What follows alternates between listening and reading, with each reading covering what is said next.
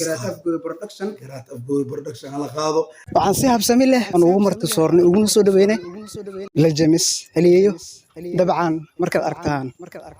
aad wada garan doontaan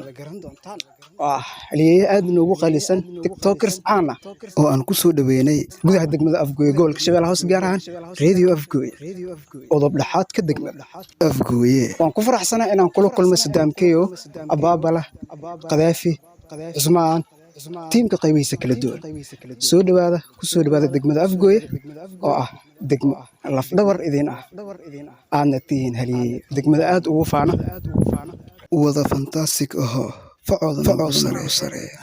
abaabal afgooy u yimaaday weliba asoon beeraha tegin si toos idaacadda u yimid aad idaacad horta ma ka maqnaado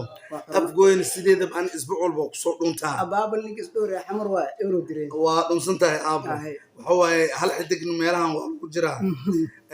isbuucii loo maraa lasoo booqdaa laakiin hal mar ma lay arkaayo hal marna inaan idin salaaman u imaadaa abaabala soomaali weyn u dhexeeya sharaf iyo karaam reer afgooy waana kasbateen meel aan jecelnaha waaye degmo oo caawa aan ku qanacsannaha waaye